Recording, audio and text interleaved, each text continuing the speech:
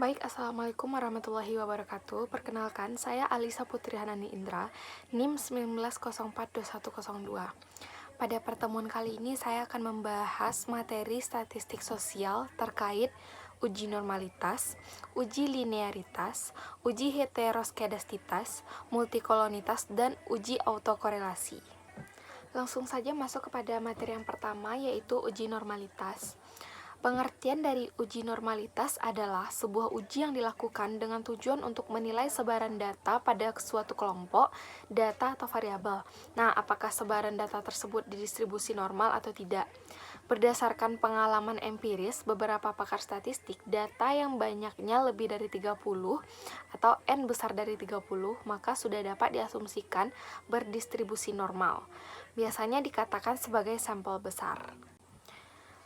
Selanjutnya masuk kepada macam-macam uji normalitas. Uji-uji normalitas yang dapat digunakan diantaranya yaitu yang pertama uji grafik, yang kedua C-square, yang ketiga Kolmogorov-Smirnov, yang keempat Lilie-Forss, dan yang terakhir ada Shapiro-Wilk. Yang kedua ada uji linearitas.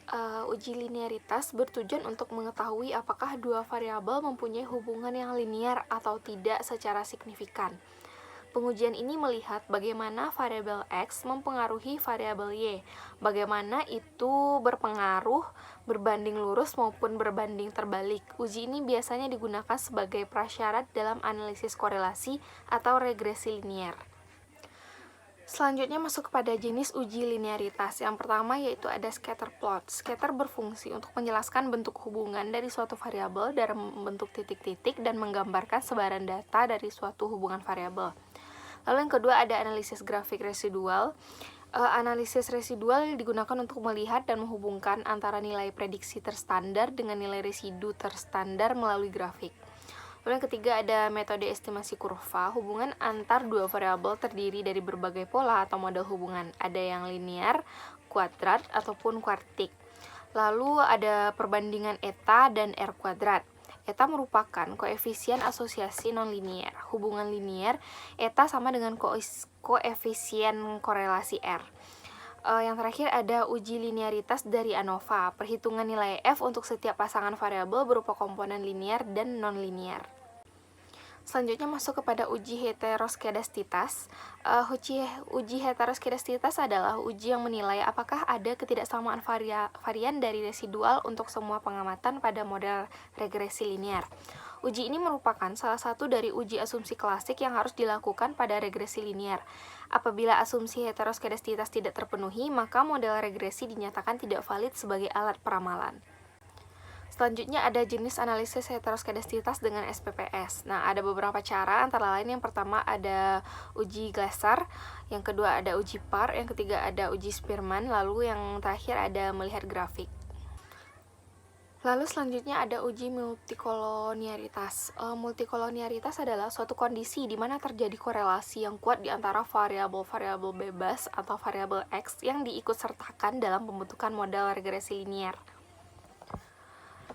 Dapat terlihat bahwa multikoloniaritas merupakan suatu kondisi yang menyalahi asumsi regresi linear. Dengan demikian, multikoloniaritas tidak mungkin terjadi pada regresi linear sederhana di mana hanya terdapat satu variabel bebas yaitu variabel X. Selanjutnya ada hubungan-hubungan antar variabel bebas, yaitu yang pertama tidak berkorelasi dengan dirinya sendiri, yang kedua tidak berkorelasi dengan variabel bebas lain yang terkait dengan variabel tak bebas, namun belum tentu atau tidak masuk dalam model. Lalu selanjutnya ada berkorelasi dengan dirinya sendiri, berkorelasi dengan variabel bebas lain yang terkait dengan variabel tak bebas namun belum atau tidak termasuk dalam model. Selanjutnya ada uji autokorelasi. Uji autokorelasi bertujuan untuk melihat apakah dalam model regresi linear ada korelasi antara kesalahan pengganggu pada periode T dengan kesalahan pengganggu pada periode T1 atau sebelumnya. Uji autokorelasi harus dilakukan pada data time series atau runtut waktu, sebab yang dimaksud autokorelasi adalah sebuah nilai pada sampel atau observasi tertentu yang sangat dipengaruhi oleh nilai observasi sebelumnya. Sebab-sebab terjadinya autokorelasi yaitu yang pertama ada kesalahan dalam pembentukan model atau linear non-linear. Yang kedua, tidak memasukkan variabel yang penting. Yang ketiga, manipulasi data yang tidak teliti. Lalu yang terakhir, ada menggunakan data yang tidak empiris atau data yang tidak berdasarkan observasi. Mungkin hanya itu yang dapat saya sampaikan. Apabila ada kesalahan, saya mohon maaf. Assalamualaikum warahmatullahi wabarakatuh.